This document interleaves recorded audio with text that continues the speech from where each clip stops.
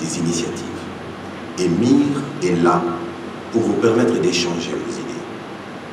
Vous ne savez pas, peut-être parmi vous, il y aura des milliardaires dans 10, 20, 30 ans. Je viens de l'Inde, New Delhi. Le premier milliardaire du monde, aujourd'hui, c'est un Indien. Il pèse 68 milliards de dollars. Et il s'appelle Mukesh Ambani. Il a commencé du néant. C'est parce qu'il avait des bonnes idées. Il a mis ses bonnes idées d'abord en pratique et il a demandé les financements par après et il est devenu aujourd'hui milliardaire. Je voudrais vous dire une chose. Notre pays nous appartient. C'est notre pays. Chacun de nous n'a pas demandé à Dieu de le faire naître en République démocratique du Congo. Donc nous avons un lien avec cette terre-là. Et notre patriotisme doit être aiguisé au jour le jour pour que nous puissions justifier notre présence sur cette terre. Ceux-là qui réussissent dans les affaires à travers le monde ont la même physiologie que nous. Ils n'ont pas des queues. Ils ont les deux yeux, les deux pieds, les deux mains. Ils réfléchissent comme nous, mais ils réussissent. Pourquoi ils réussissent et pourquoi nous devons échouer? C'est très important. Les investissements en République démocratique du Congo, ça peut marcher. Et j'y crois fermement. Dans la mesure où nous avons la matière première. Vous voyez le monde entier courir vers la République démocratique du Congo. Ce n'est pas pour nos beaux yeux. C'est parce que nous détenons ce que eux cherchent pour se développer. Mais nous détenons ce que les autres cherchent, mais nous ne savons pas nous en servir. Il est temps que nous puissions vraiment partager, réfléchir profondément, regarder dans les yeux et comprendre ce que nous sommes par rapport à d'autres et qu'est-ce que nous pouvons faire. L'Occident, c'est un partenaire très important, mais il a travaillé avec nous depuis des années. Quel est le bilan? Nous devons nous poser cette question. Aujourd'hui, les pays émergents, j'ai cité la Chine, l'Inde, le Brésil, détiennent les 3 pays cités ici, plus de 60% de l'économie mondiale. Quel miracle ces pays ont fait? D'abord, la tête, les idées. Ils ont compris leur niveau de pauvreté. Ils ont décidé de rompre avec la pauvreté par la tête d'abord, l'intelligence. Et nous sommes intelligents. Ce n'est pas la matière grise qui manque en République démocratique du Congo. Je voudrais vous dire encore quelque chose avant de terminer, mesdames et messieurs. Les pays émergents sont prêts à nous aider, tout comme les partenaires traditionnels. Mais on ne peut aider un peu à se relever que lorsque lui-même s'efforce de les faire. Ne pensez pas que vous avez un gros fardeau à côté de vous, vous voulez les porter, les transporter, et que les gens qui passent vous regardent. Si vous ne manifestez pas l'intention, quel que soit le volume de ce poids-là, si vous ne manifestez pas l'intention de soulever ce poids-là et de mettre sur votre dos, même si vous ne pouvez pas le faire, les gens qui passent ne sauront pas que vous avez l'intention de transporter ce poids-là. Donc il faut faire quelque chose. Et ces quelque chose-là, ce sont les idées que nous devons mettre ensemble. Je voudrais que vous puissiez intérioriser tout ce qui va se passer ici. Déjà, nous avons nos mamans qui font du bon boulot. Il y a des partenaires qui sont disponibles pour financer des projets. Nous allons mettre à votre disposition, et dès maintenant, les adresses de certains fabricants en Inde, en Chine, qui sont capables de vous fournir de ce qu'on appelle des unités de production pour fabriquer même des petites choses, des bougies, des coups, des chaussettes, des petites choses avec les adresses. Et je veux vous donner un exemple du politique. Nous devons faire très attention. L'État, bien sûr, est là pour nous tous. L'État, c'est vous, c'est moi, c'est nous tous. Mais quelle est l'attitude de nos politiques vis-à-vis de cette lutte que nous menons contre la pauvreté? Un politique, quand il a l'argent, il pense peut-être investir ailleurs ou investir ici. Mais il investit dans quel domaine? Je vais vous donner un exemple banal qui m'a révolté. Nos honorables députés, lorsqu'ils sont arrivés, le premier projet, c'était de s'acheter des Prado. Une Prado coûte 35 000 $. Je viens d'Inde, j'ai vu un tracteur à 5 000 $. Tracteur agricole. Fabriqué par Standard. J'ai l'adresse, je peux vous donner, vous pouvez appeler, si vous avez, vous pouvez acheter. Vous avez 35 000 $, élu du peuple. Nous avons des problèmes dans ces pays. Le tout premier, c'est la sous-alimentation. Nous n'avons pas l'autosuffisance alimentaire. Si chaque député pouvait dire, moi, au lieu d'acheter une Prado à 35 000 $, je peux acheter 3 tracteurs. N'allons même pas à 5, 3. Les 10 000 qui restent, ça va servir pour le transport. Chaque député achète 3 tracteurs. Multiplié par 500, nous avons combien? 1500 tracteurs au pays. Et chacun a l'obligation d'aller cultiver ne serait-ce qu'un champ chez lui, aider la population. Est-ce que nous ne pouvons pas d'une manière ou d'une autre combattre la sous-alimentation dans ces pays? Est-ce qu'on ne peut pas atteindre ne serait-ce que les 1/10 de l'autosuffisance alimentaire? Donc, c'est un problème de raisonnement. C'est un problème de vision. On peut avoir des milliards d'argent, mais on est incapable de faire quoi que ce soit pour son pays. D'où les idées valent de l'or. Nous devons échanger. Voilà pourquoi nous vous demandons d'être à l'aise. Sentez-vous à l'aise. Nous allons échanger, vous allez visiter ce qui a été prévu. Je voudrais sincèrement remercier Didier Lokossa pour cette ingéniosité qu'il habite de pouvoir convoquer ces gens d'assises. Nous aimerions qu'à la 2e édition, que ceux-là qui n'étaient pas venus ici se sentent interpellés. Nous allons mettre toute notre intelligence dans cette affaire. Et nous allons vous aider à prendre contact avec d'autres personnes et au besoin d'avoir des investissements. Nous recevons de l'argent des bailleurs de fonds, notamment de la Banque mondiale. Nous avons reçu dernièrement du compte dans ce qu'on appelle le PMUR, le programme multisectoriel d'urgence de réhabilitation et de reconstruction. Une bagatelle de 1,750 milliard $. Pendant 6 mois, nous étions incapables de proposer des projets bancables, de monter des dossiers. L'argent est resté. Au moment où je vous parle, il y a 1 milliard dans le pipeline de la Banque mondiale qui traîne pour que ça puisse servir à l'investissement. Les dossiers bancables ne sont pas là. Vous comprenez que quelque part, il y a un problème dans notre pays. Vous avez des belles idées et je sais que parmi vous, nous avons des futurs milliardaires en République démocratique du Congo. Quand on veut, on peut. Voilà pourquoi je veux maintenant déclarer solennellement l'ouverture. Je déclare ouverte la première session du marché d'investissement en République démocratique du Congo et je souhaite plein succès à Mir.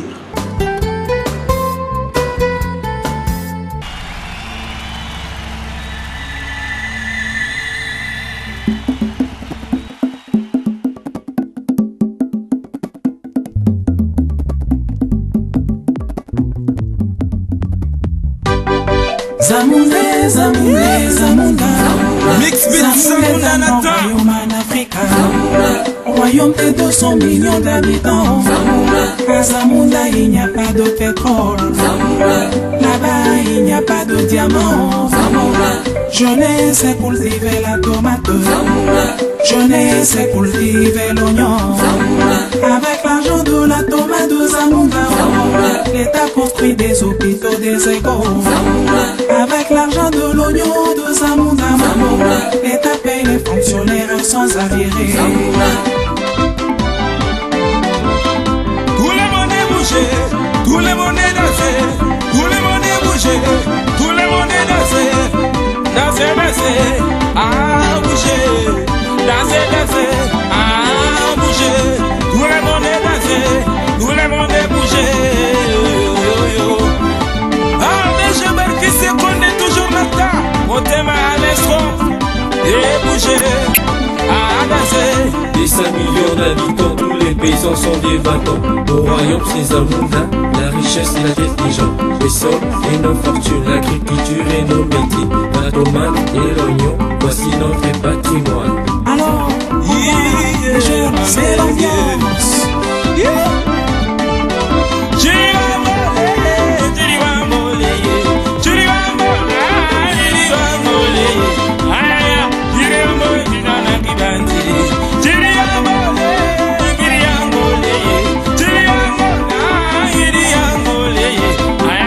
Dans un monde là, il n'y a pas de misère.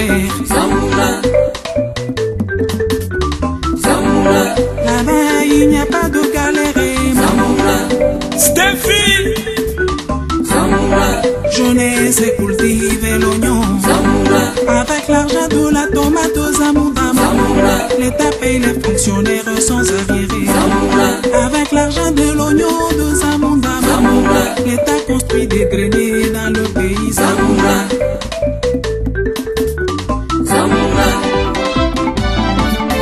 Son Excellence ou délice Sanga, ami d'enfance.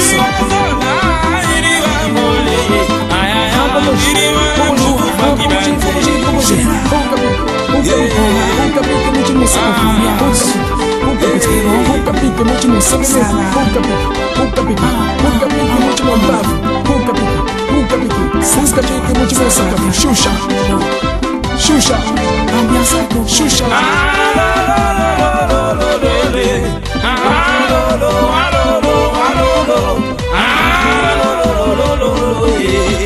Les amis de Brazzaville, est-ce que vous êtes là?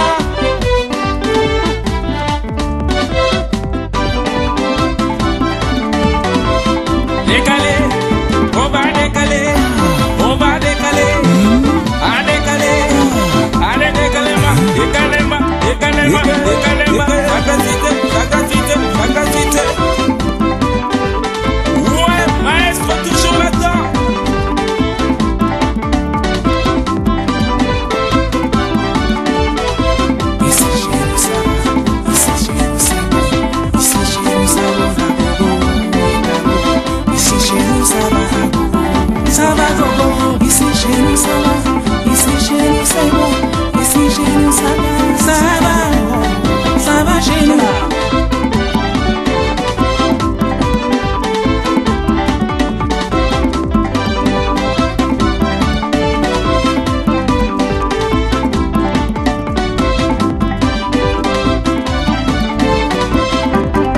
Jeunesse et cultiver la tomate. Jeunesse et cultiver l'oignon. Avec l'argent de la tomate de Zamunda. L'État construit des hôpitaux, des écoles. À Zamunda, il n'y a pas d'illettrés.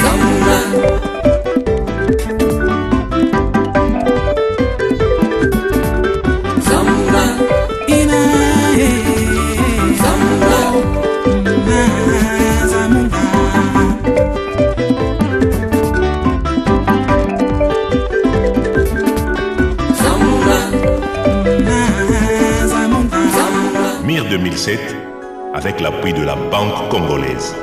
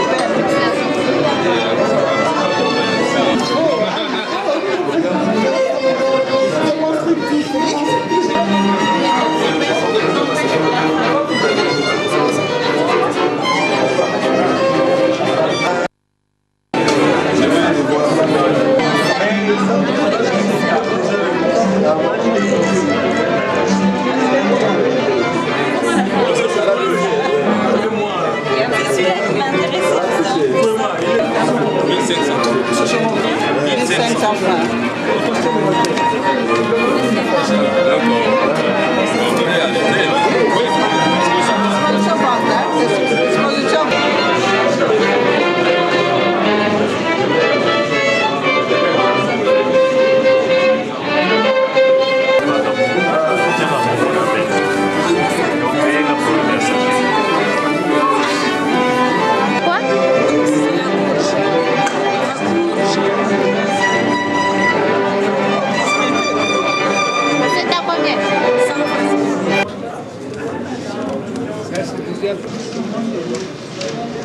Déjà.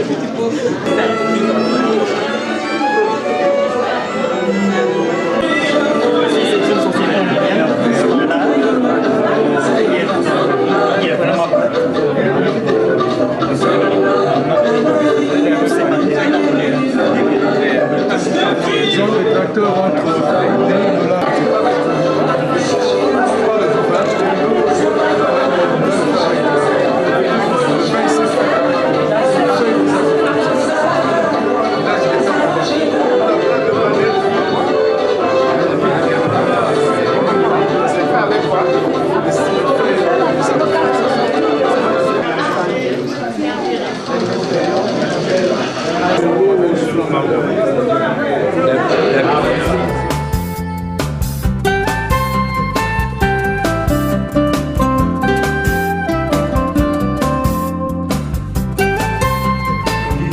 Le management a toujours été appliqué à partir du moment où l'homme s'est organisé en communauté.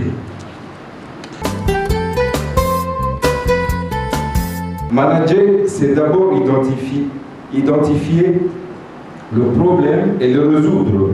Le résoudre après l'avoir identifié de peur de pouvoir résoudre la conséquence de ce problème et non pas extirper le problème.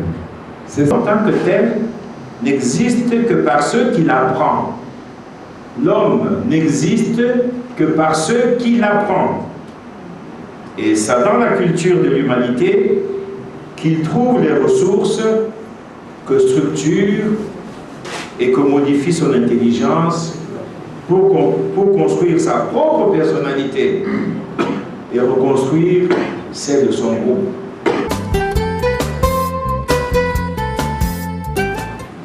Je pense que la question des investissements est une question cruciale pour notre pays. Pas seulement pour notre pays, mais pour tous les pays en Afrique et dans le monde. Parce qu'il s'agit en fait de pouvoir mettre en place des structures de production de biens et de services.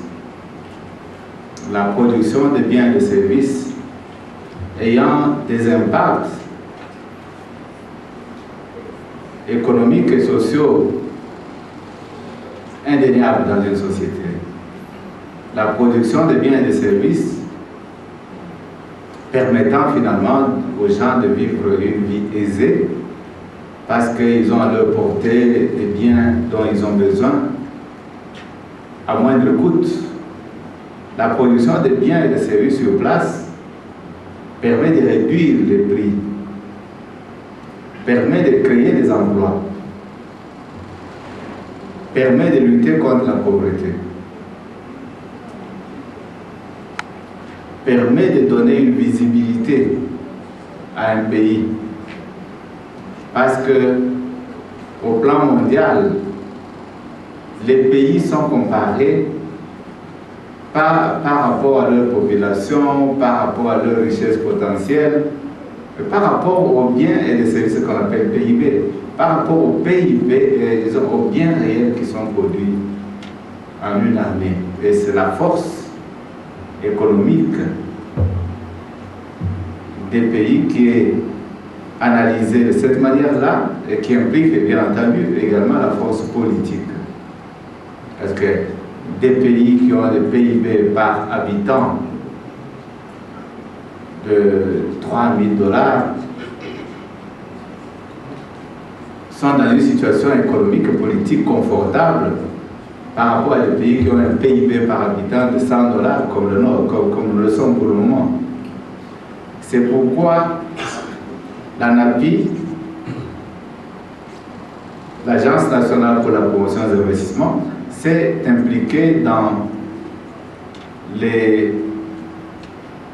démarches pour l'organisation de ce marché, a travaillé avec M. Didier, a donné des idées pour que l'idée soit concrétisée.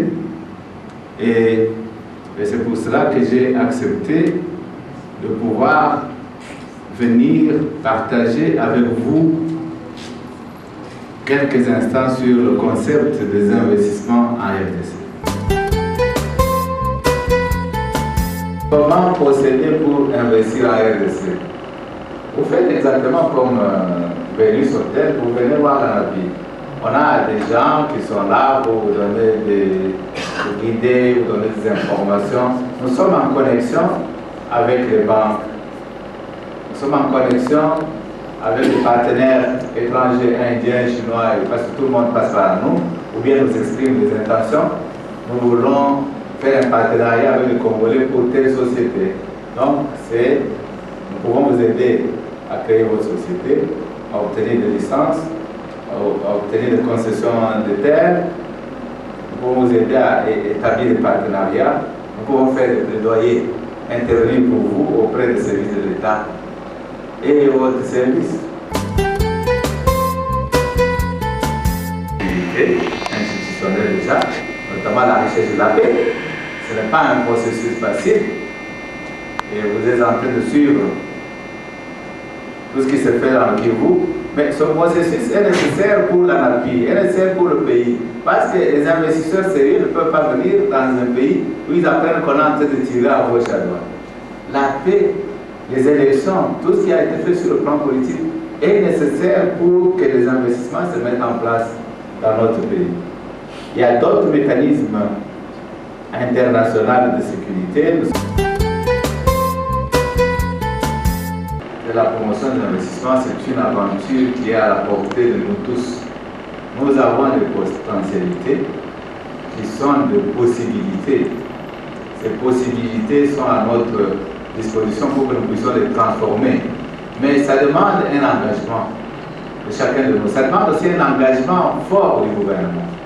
Là où nous avons des problèmes dans le service étatique, nous avons des problèmes. Nous avons des lois qui sont inappropriées et on arrive difficilement à les modifier. Nous avons un système fiscal qui est encore inapproprié.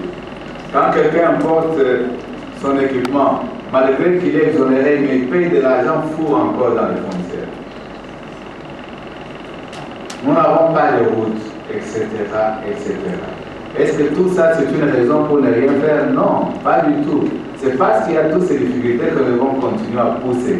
Nous devons pousser très très fort pour rendre notre économie compétitive et pour permettre finalement à lutter efficacement contre la pauvreté dans notre pays. Merci beaucoup. Aujourd'hui, je vais vous faire une proposition. Et si l'on recommençait tout demain? Et si l'on recommençait tout demain? Si l'on oubliait ces absences, ces gestes qui traduisent l'exigence, si l'on essayait de faire la différence, en choisissant un jour où tout serait plus beau. Notre unité serait un monde de tendresse, où nous n'aurions plus peur de montrer nos faiblesses. Nous changerions l'eau en vin, échangerions nos rides contre les fronts sereins. Et si l'on recommençait tout demain? Si l'on oubliait ces phrases ressassées, ces mots qui ont fâché, nous nous enlacerions avec cette fougue innocente propre aux enfants. Tu connaîtras alors les secrets de mon âme, mes 10 000 refuges, tu briseras les colonnes de tous mes superfuges. Et si l'on recommençait tout demain? Si l'on oubliait ces je t'aime fanés, tous ces rêves entêtants et à peine animés, tes mensonges insensés deviendraient vérité. Nous pourrions à nouveau nous amuser du monde et des simulacres qui veulent nous imposer. Nous briserons alors la charmante ivresse du merveilleux printemps où nos destins étranges se sont enlacés. Et si l'on recommençait tout demain?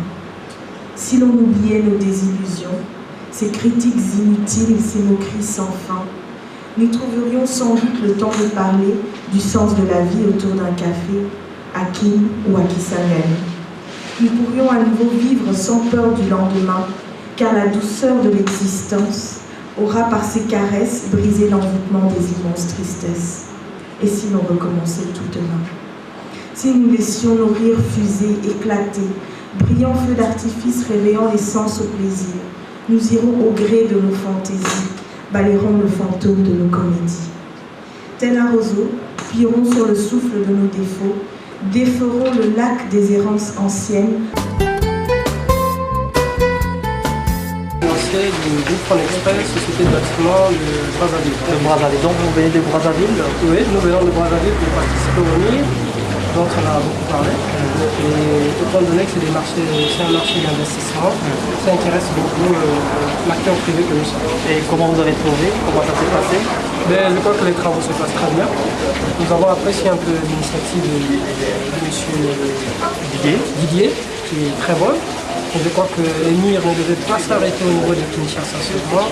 Ça devait passer un peu du côté de Brazzaville, parce que entre Brazzaville et Kinshasa, c'est un seul pays.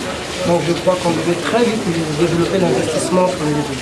Est-ce que vous avez ambition, vous avez les idées de venir aussi investir dans notre pays ou... Effectivement, tout à l'heure, je l'ai dit au DG de l'ANAPI, que l'initiative de l'ANAPI est une très bonne initiative en termes d'investissement. Et du coup, étant donné que le Congo-Brazzaville est très avancé sur un certain nombre de volets, notamment celui de l'OADA, il est nécessaire pour nous de venir à Kinshasa, étant donné également qu'au niveau de Brazzaville, ça bouge. Il y a un véritable couloir de développement qui va être... Ça va accueillir.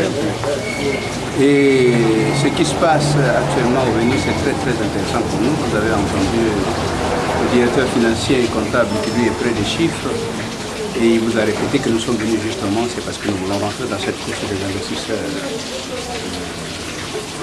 qui se trouve être en RDC, et que la RDC, nous en tant que 1 million de consommateurs, on doit compter avec les 10 millions déjà de ceux qui sont à Kinshasa. Et nous ne pouvons pas développer une initiative sans tenir compte de Kinshasa. Quand nous sommes venus réaffirmer notre présence, notre vouloir, et l'on pense que le MIR doit continuer ainsi, que ça ne va pas s'arrêter en ce bon chemin, et qu'on lui souhaite vraiment une vie de longue.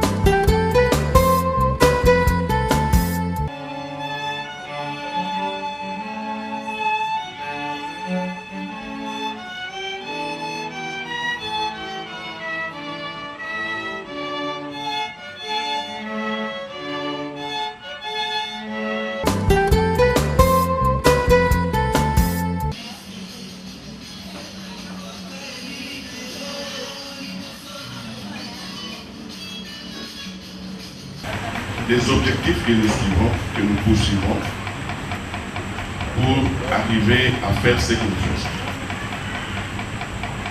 Nous avons 3 objectifs, je crois que vous avez pu le lire à travers cet élément.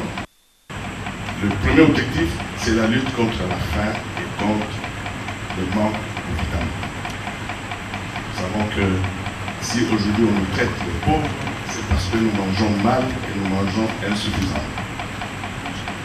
Je vais donner un exemple. Nous tous, nous voyons le fruit sur les têtes des mamans circuler, et nous sommes incapables d'acheter le fruit. Parce qu'une banane coûte 100 francs. Alors si on doit comparer entre une banane et un morceau de Thompson, je crois que le choix est clair.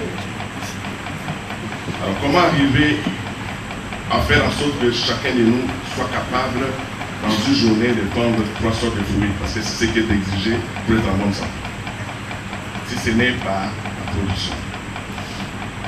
Donc, le premier objectif, la première vision que nous avons, c'est essayer de faire quelque chose dans ce domaine pour que nous puissions lutter réellement contre la faim et contre le manque de vitamines. Parce que vous savez aussi que le manque de vitamines a une influence sur le degré d'intelligence de nos enfants et de nous-mêmes. Ça, c'est le premier défi et le premier objectif. Et le deuxième, c'est l'environnement, la protection de notre environnement. Nous, petits que nous sommes, nous allons essayer, là où nous sommes, de faire quelque chose, c'est-à-dire de planter des arbres. Je vais vous rappeler une chose, que chacun de nous a besoin de 10 arbres par an pour respirer la bonne oxygène. Il faut voir combien d'arbres nous coupons chacun et combien d'arbres nous plantons chacun. Il s'agit en fait d'un syndicat patronal qui a été créé ici à Kinshasa le 21 avril 1991 à la suite de plusieurs ateliers de réflexion sur la problématique d'encadrement, de promotion, de la défense d'intérêts de la petite et moyenne entreprise congolaise. Avec peu de ressources, beaucoup de gens se sont lancés dans de petites activités de survie. Ces activités de survie ont permis à un grand nombre de survivre et de créer des entreprises aujourd'hui viables. Donc la Copemeco est née dans un environnement économique difficile, très peu favorable au développement. Le climat des affaires à l'époque n'était pas bon, il n'est pas bon aujourd'hui. Mais ce qui est bon, c'est qu'aujourd'hui, nous pouvons regarder de l'avant parce que le climat politique s'améliore, le climat des affaires aussi s'améliore, les investisseurs commencent à venir. La première édition des MIR nous a permis d'échanger les petites expériences que nous avons. Nous devons comprendre qu'une nation pour se développer doit d'abord s'autosuffire sur le plan alimentaire. C'est ainsi que je m'en vais féliciter les promoteurs du projet TAPI que nous venons de suivre ici. La Chine, pour devenir ce qu'elle est aujourd'hui, a commencé d'abord par ce qu'on appelle l'autosuffisance alimentaire. C'est en ces termes que je m'en vais clôturer en disant plein succès à MIR et en remerciant tous les sponsors. Nous vous promettons que l'année prochaine, nous ferons mieux que cette année. Nous allons nous investir, nous avons déjà un carnet d'adresses assez fourni. Ceux qui étaient ici ont vu les adresses des Indiens. Nous aurons très prochainement les adresses des Chinois et nous avons des contacts que nous avons pris. Au cours de la prochaine édition, nous aurons peut-être d'autres investisseurs, pas seulement des grands investisseurs qui vont s'associer à nous pour que nous puissions parler investissement. Et cette fois-là, ceux-là qui n'ont pas eu le temps de venir, je pense qu'ils pourront faire le pas pour nous rejoindre et réfléchir à haute voix avec nous pour que nous puissions vraiment investir dans le République démocratique. Je déclare clos les travaux de la première édition du marché des investissements en République démocratique du Congo et je vous remercie.